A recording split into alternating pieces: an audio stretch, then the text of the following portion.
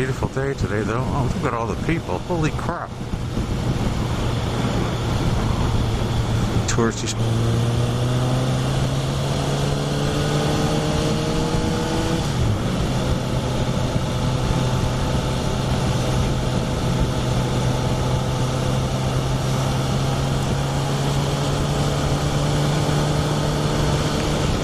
What else can I say about this bike other than it's wonderful? It's a 23-liter tank, so I think that's 6.6 gallons, something like that. And I can get almost 300 Ks out of this bike on a tank, which is surprisingly good for 1100 super bike. So I was pretty pleased, and that was obviously one of the attractive factors, is that if I ride it sedately, which really hasn't happened yet, but I should really get 300 Ks. So what, 220 miles or something like that out of, just pretty darn good actually.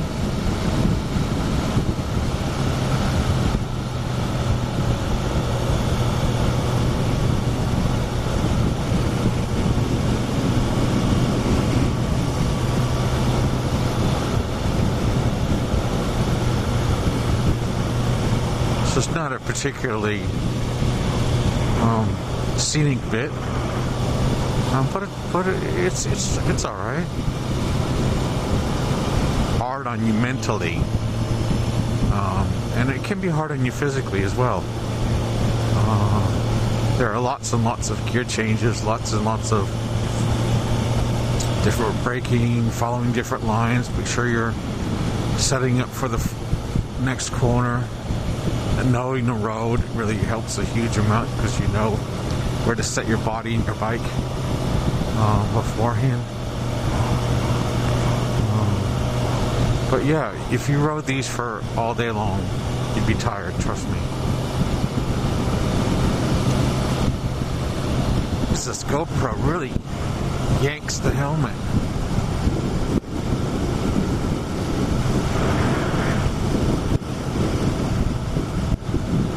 I used to use a Roam as a helmet camera, but the sound doesn't work anymore.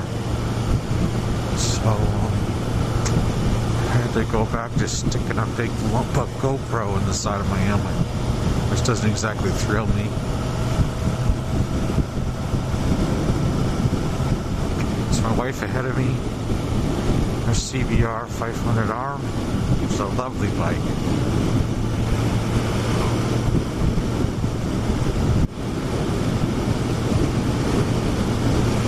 She's sitting a little crooked. Oh, maybe she had numbo. She's trying to tell herself to relax. I can tell just by the way she's moving her arms. She tends to get the death grip going.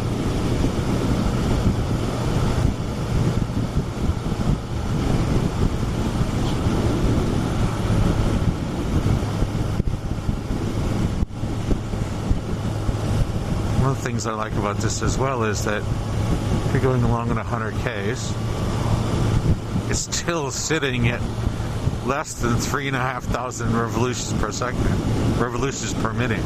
So it's just chugging along in top gear. I could roll this throttle on and take it all the way up to 300 if you had the road, the conditions, and the testicles to do it, which I don't. Certainly not on an open road, or New Zealand open road that's certainly not even close to smooth for that kind of speed.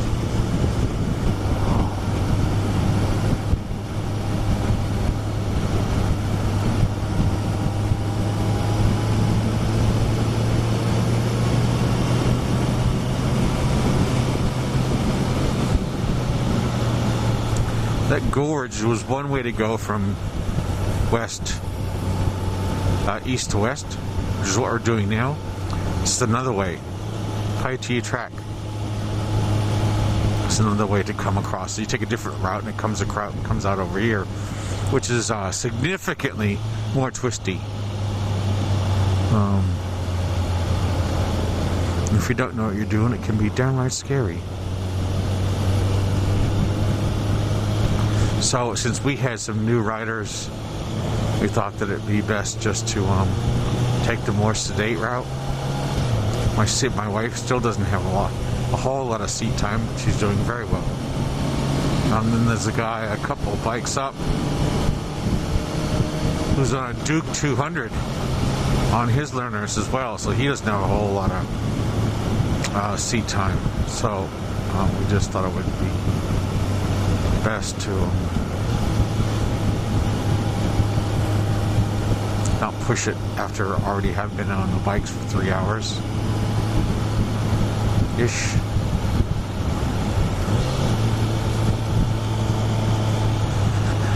I'm too close.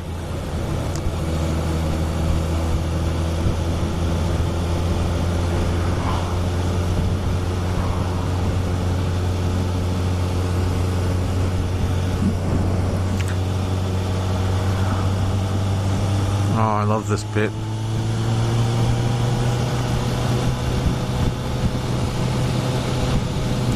Just want to let it go.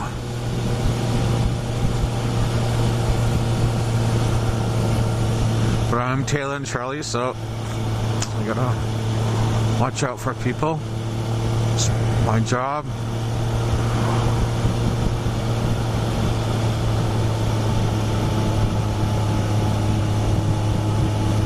This thing has got such a massive amount of torque that I can be cruising along. Well, I'm at 75 kilometers an hour at the moment in 5th gear, going up a hill, and it's not even thinking about complaining.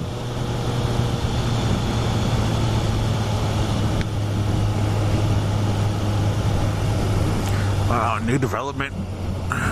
Wow. We're just coming up to Palmerston North. Maybe a few people locally.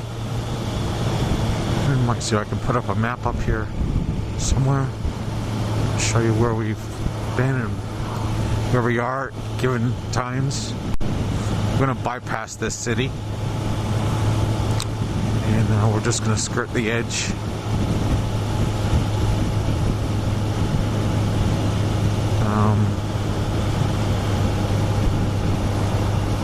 Take a 57.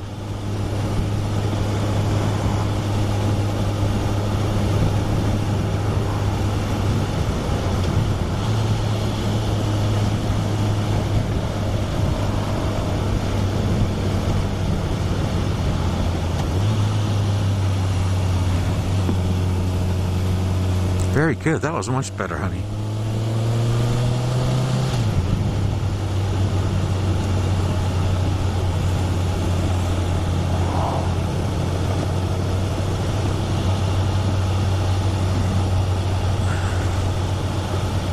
She doesn't like downhill. I don't know why. She doesn't like downhill curves. I think it's probably because she feels like the front end is heavy. That might wash on her. But anybody who knows bikes will know that that won't happen unless in extreme conditions. But she'll get there. She's gonna ride her own ride. Maybe she just came along.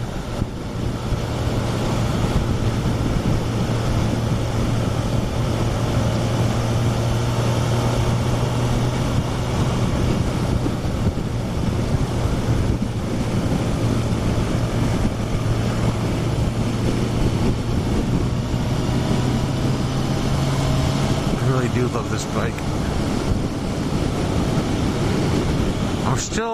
Although I must say, I'm still having a hard time finding a comfortable riding position for it, and I'm still hoping I didn't make a mistake buying something so racy when I'm such an old fart.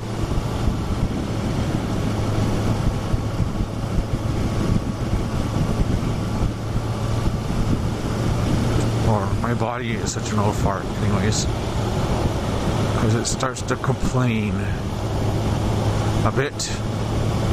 And when it starts to complain a bit, I start to complain a lot.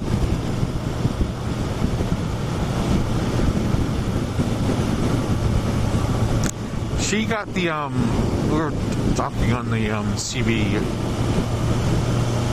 CBRX forum about helmets, and she ended up getting a new Shoei NXR for us, RF 1200 for overseas, American market, and that's what convinced me to get mine. Was that hers? We watched a video about it. What the? Didn't want to downshift for some reason.